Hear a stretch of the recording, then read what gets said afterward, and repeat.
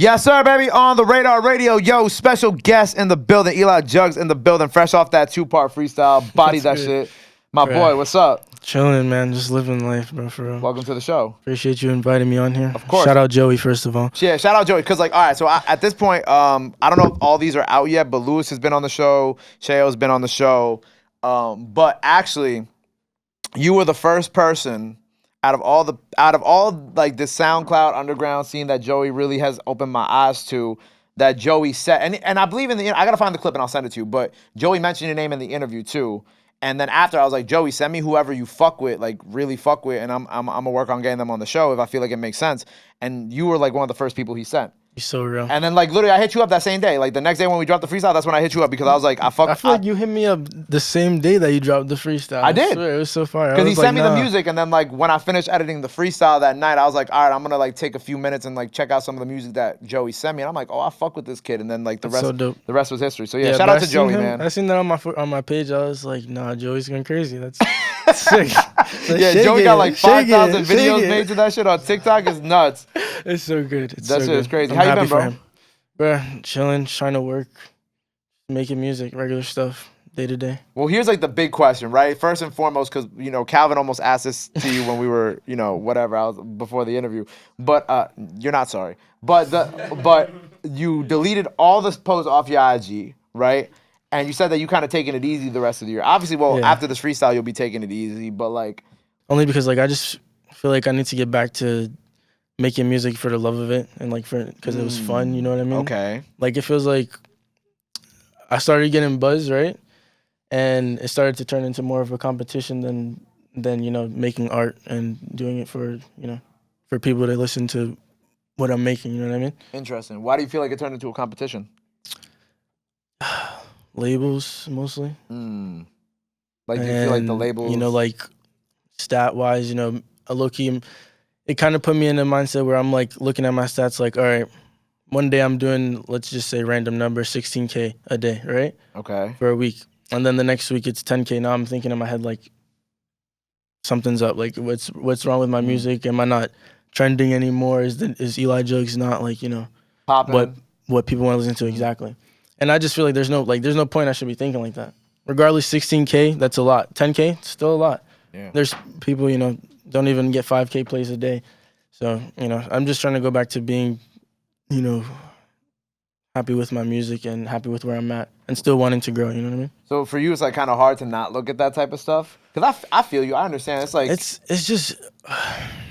It's like how 1 month I could have a certain number of views on this channel, the next month it'll be a couple million less, but like at the same time, it's still, your impact is still important and your impact is still there regardless. You're still Eli Juggz and people still fuck with you. Yeah, true. I think it's more of like the scene and the underground scene as a whole, like all the artists and everybody in it. It's like, how do I say it? It's very like clout driven and just egos and it's ridiculous, bro. It's like, the whole rant on my story I had, like, it was just this, pretty much, everybody's taking advantage of these artists that blow up, right? Let's say I didn't fuck with someone and I'm seeing he's blowing up, I'm gonna go into his DM, try to get a feature out of him. That's mad weird. Like, who's doing that? That's all out of the desire for clout and just trying to go up off another person's name and it's just like, I'm not trying to be the person known for that, you know what I mean? I want to be known for making original music and original sounds and doing original ideas and promo strategies, all that, you know what I mean? Right. But at the same time, I feel like, are you worried about not putting out any more music or any more content for the rest of the year? Like, is that on your mind? That's not really, because like, if I feel like I need to take a break for myself, like, that's what needs to come first, you know what I mean? Right. I don't want to force myself to make music and drop it and it's just, mid. You don't like it, yeah. Yeah, because there's no point in it. That's not art. That's not what I want to do, you know what I mean? What else did you say on this rant on your story? I don't think I caught it. What else did I say? That you want to repeat? I'm the best rapper out. That's what I said. I'm the best rapper alive. Pretty much, except it's Drake and then me. Drake and then Eli Juggz. And then Gabe P. And then Gabe P, yeah, because I rap 1,000%. And now I know why BFB The Packman follows you. Bro, the funniest story, bro. I literally was in, I think it was, dang, I forgot what studio. It's in the city. I think it's Manhattan Beach Studio. Yeah. I was in there with Amiri and Dev, and we went in there. and he walked out, bro. And I was like, oh shit, Packman. He was like, yo, bro, what are you doing here? I'm just making music. I had my laptop in the kitchen area of the studio because like I didn't have a session there, and I was just trying to record some shit. So I had my mic in the studio, and he was there. He was like, what are you doing? Showed him my music. Just fucked with me. Mad random. Like I literally did not expect that to happen ever in my life. Nah, when you go home later, right? Smoke some weed. Go watch our interview with BFB The Packman. I promise you will be fucking laughing for like 45 minutes. I have that to, shit is like, that's still to this day probably like top 5 on the radar interviews. Bro, of all even time. on his IG feed, it's just ridiculous. It's too much to handle, bro. Yo, okay. I mean, I don't know if he's gonna see this, but if he does see this, I don't. He probably well aware of his actions. But like when he came in eating Cheetos. Right? I'm not joking. It's you laughing, but I'm dead ass. Your friend laughing over here. I'm so serious. He's eating the Cheetos, right? And like I start the interview off, and then he like yells, and he like takes over the interview, and then I go to dab him up. He's like, yo, I can't dab you up right now. I'm like, why? He's like, oh, I got Cheeto dust on my hands still. And I'm like, but he's so real for that. But he's so real. He's looking out for you. No, right? But then I literally watched him accidentally touch his hoodie. And his hoodie is like a cream hoodie, and then so for the rest of the interview, I didn't notice it at first, but then like the rest of the interview, I'm like, after it was over, I was like, yo guys, he got Cheeto dust on his hoodie this whole interview, and like I didn't notice until after the interview was over and we took the pictures, and I was like, damn son, but the interview was fucking hilarious, huh? Is it noticeable though? I want to say it's noticeable, but like if you like, but like you know when you stare at something and you notice like a little detail about it, like if you sit there for 45 minutes and you watch the whole interview. Everybody go watch the Pac-Man interview and see if there's a Cheeto stain. Look at the Cheeto stain. Look at the Cheeto stain on his shirt. But that's honestly one of my favorite interviews of all time, just because for multiple reasons. One, it's funny as shit. Second of all, he's dropping mad gems, and 3, he like gave like the most relatable like dating advice I think anybody could ever give him. What was that? He was like, as an artist, he's like, I don't got time to pick a place. He's like, women always want you to pick a place. They always want you to pay for the place, and like they want to have a good time. He's like, I'm so fucking busy. I got Solomon barking at me. I got kids. I got bills to pay. I gotta travel. I gotta do these stupid interviews. He's like, how about you just pick a fucking place? I pay, and we have a blast, and you shut up. That's the rapper life, bro. Couldn't be me though. Couldn't be, yeah, nah. But if you watch the clip, it is. And then what else he said? Oh, he compared growing in hip hop to like having sex with a woman and like fingering. I'm so serious. Like go watch. Wait. What just happened? Fingering what? Like growing like finger. Like I swear to God, go watch the interview. He's like, I'm like.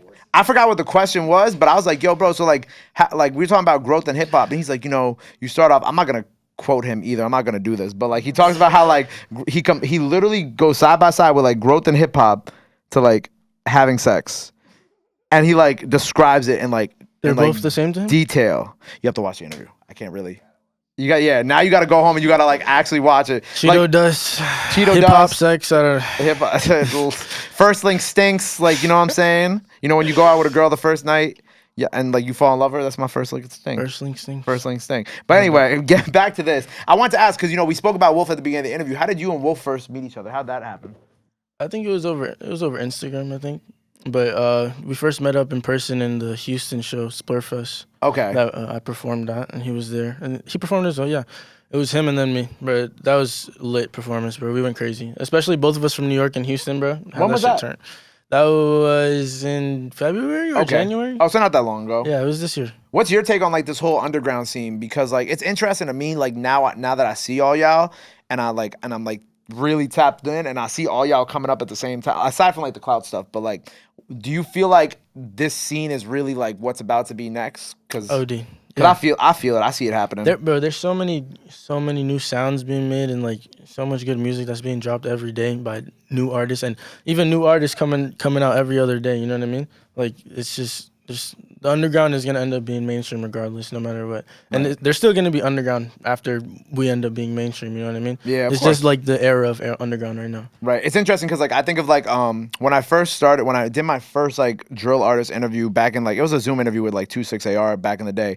But like I remember he had like 10,000 followers or some shit like that. But he had like a really strong engagement and really strong following. So like I know like when I'm looking for like new artists like of that caliber, that like that's what I have to look for. And when I started tapping in with y'all, I see that with y'all in like the comment section. If anything, I feel like y'all have more dedicated fans than they do, because drill fans are more like in it for the drama and the music, but like your fans are in it for the music but only. the underground fans are in it literally for the person. I Exactly, swear, yeah, like the fans in the underground are real as fuck, bro. Like they are real. I don't know like how else to put it. The comment sections are crazy, bro. You ever see like the YouTube sections? Of course, I scroll through all y'all YouTube sections, bro. They be like, "Oh my god, can't save my life." Like, like I mean, it's true. Woke up sipping my great no, but yeah, underground scene is great with the fan base. Like, they're all super interactive with the artists, and then you go into the comments of TikToks and stuff. Everybody's replying. They reply to the comments. You know.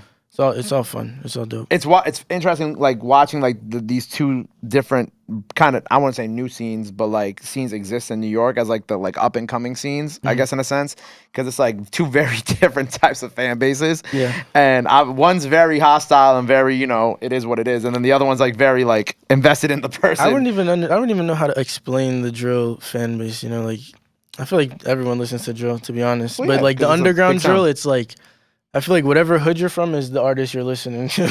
Right.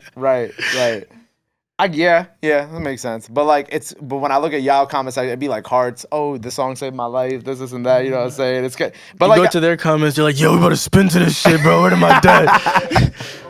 But I like that like, and I noticed that first with like Wolf's comment section when I first discovered him, and like my guy Cam behind the boards. He's honestly the reason that all of y'all are here, because he put me on the Wolf. Real. So he's the one who put me on the Wolf, and then so on and so forth. But like when I look at y'all's comment sections, I'm like, oh, this is nice. It's like wholesome.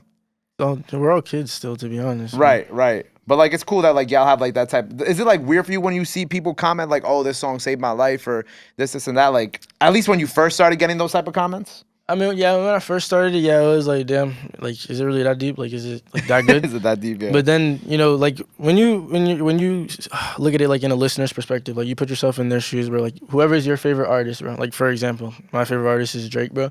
There's some songs by Drake that really be hitting me, bro. Like I really fuck with and I relate to, in some way.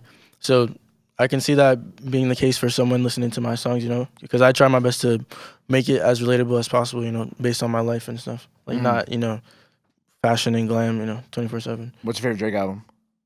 Yeah, Take Care. Oh, gee. The right answer.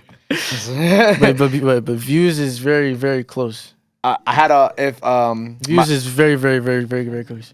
No, it wasn't 10 minutes. It was like a 15-minute argument that went from the interview to after the interview with Fredo Bang, because Fredo Bang swears to God that Views is his best album, and that shit is fucking bullshit. I don't know why people went, like, I think it's definitely Take Care. It's tied for one, like. I think Views and is Take right Care, behind, like those are both number one to me. No, I think Views is right behind Take Care, but it's not touching Take Care. Take Care has more value to it. Right. I feel like if when I was in high school, because Take Care came out when I was like 15, I would say that like Take Care was like one of those albums for me where if I was like someone who was deep in like a comment section, I'd be like, oh, this album really got me through fucking high school, or it got me through like whatever year of sophomore. There's so many legendary songs on that album. Crazy, right? And so many like classic records, and just that album is really good. It's a funny story. The car that I drive, right, it's my mom's car. Okay. And there's a tape player, and it has only Take Care CD inside of it, and I just listen to Take Care on repeat. Swear, whatever, like, bro, I swear. That's mad. That's like some shit out of like a TV show. For real. Would you? Okay, so obviously we know Drake is like your favorite artist, but like who are like your inspirations when making this music? Like I see the Drake influence for sure, but like besides Drake. Right now, Drake, Lonely, RX Poppy for sure. I love RX Poppy's a goat. Isaiah TG, Summers, Autumn for sure. Those are the first people I started listening to. Word. And like I just grab pieces, but also still try to keep it my own. Your own thing. Yeah. How long have you been making music now for then? I mean, like dropping and like being out there and stuff, like under Eli Juggz and all that, like 2 years. Okay. But so like practicing and always being into music and recording, like 5 years. Yeah, so like pandemic is like around the pandemic. I took it serious. Yeah. Okay. What was your home? You know what I'm saying? There's not much else for you to just do. Grind. And you started blowing up online and shit like that, and like the rest. I started blowing up maybe closer to the end of the pandemic, to be honest. Huh. Yeah, that makes sense. It's weird because like it was when I was talking to Lewis, and he was talking about like how he was like 14, 15 when he went into the pandemic, and then like just kind of like getting the experience of being that, like y'all being that young and kind of having to deal with like school and all this other shit at the same time. Like it was interesting to me because like I hadn't really got that type of perspective on like the pandemic side, when we talk about it in these interviews. Yeah. It's weird. For me, it was online stuff. So it was like do the work, then switch over to FL Studio. You know what I mean? Right. So so you make your own beats too, or no? No, I don't make my own Well, beats. I know you I didn't just do your own beats here. I just mix my own stuff. Oh, you mix your own stuff. Mix and record myself. Okay. When did you ever like? I'm trying to. Did you ever try to make your own beats? Yeah, I mean I can put together a beat, but it's not gonna be nothing crazy. Yeah, it's not gonna be. Nothing. I know the basics to doing it. Right. I might on this break probably work on it. Like come back as a producer. So when you come back, right? January 1st, right? When you come back, right? What do you hope to have when you return? What do you hope? How do you hope to have grown as a person and as an artist? I hope to first of all have make new experiences to make music about, because that's what I do. I would like to have a fresh state of mind on music and just life and like on its own self, because like living on like when you're doing everything on the internet, like that shit really gets to you, bro. Oh yeah, I know. Like 100%. So just like trying to stay off it as much as possible, could have a bigger toll than I expect. You know what I mean? Yeah. And in a good way, not like it's gonna mess me up. Yeah. But also, one other thing is like the risk and reward to taking a break. You know what I mean? Like you could come back and double your stats in the first week or first month because people are missing you, or you can come back and people are like, oh shit, I forgot Eli Juggz was even a thing. You know what I mean? Well, they're not gonna forget you, bro. Hope not. You know your fan base. Nah. It's gonna be fun. I just need to make sure I'm straight before I keep going, bro. I didn't get to ask, but what's your like relationship with Fazo? Like, how did y'all two get together? Bro, Fazo. How did we meet?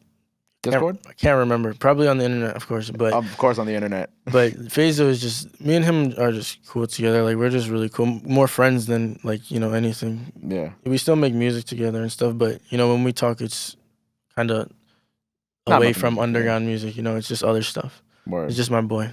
I love him. It's my twin. But you definitely feel like the underground scene is gonna be next up this year. I mean, there's definitely some artists that's gonna come out next year, but I don't think it's all gonna be like everybody that's out now is gonna automatically get pushed up. You know what I mean? Right. It's gonna be like few. There's always gonna be stragglers that it's gonna be the next year for them or the next year. Right. Like right now, like there's artists blowing up now. It's not my year, obviously, because there's no I'm not blowing up right now. Well, the year's not over yet. No, the year's not over yet. My bad. You're right. I worded that wrong, but. Bro, you're going to go on your break and then like fucking like September 23rd. Bro, I hope I go on my break and my shit is blowing up without me even touching it. Yeah, September 23rd. Yeah, I mean, come back, yo, did you realize it was going viral? Like, oh, word. Check my distro kit, it's like $1 million. You start thinking about like how like all these artists who like old TikTok, like look at Gunna's shit, right? With the Gunna challenge, that's right? crazy. You think about that song and like, granted, like that song was big when it came out for sure, but now it's just kind of like, okay, that song is from what, like 2019, 2018, and then now it's like it's resurfaced, revigorated because of TikTok. I wonder what that style is looking like. Me too. I always wonder what people's back ends look like when their song goes viral. Like goes viral, right? Yeah. He said eating the finest jail food. Yo, free YSL. Don't do that. Free King Slime. Yeah, free YSL. But yeah, you never know, bro. September, you might have a record that got like 1 million videos on TikTok and fucking now it's like, goddamn, I gotta come back. I gotta go do some shows and shit. I'm not trying to be negative about anything, or make it seem like I'm trying to quit or something. I just for real feel like I just want to take a step back to make better music. Right, and you will do that. And I'm excited. I'm excited to give these people this last piece of content before. Appreciate it, and I appreciate you letting me come on here for this too. Of course, man. It's been a pleasure. Well, before we sign off here, right? Until January 1st. Until January 1st. Let the people know where they can follow you at. Anything else you want to let them know now? You can follow me right here. This is your camera. Instagram, Eli Juggz, and that's it. I'm just gonna be on Instagram, Eli Juggz. Everywhere else, Eli Juggz too, but I'll be on Instagram. There you go, man. Eli Juggz. Make sure you go follow him. Go show him some support. Go show him some love. Love and support are free, but you already knew that. Till next time, On The Radar, Eli Juggz. My guy. Appreciate you, bro. Love. Love, bro. Boom. Feel good about that? I was sick.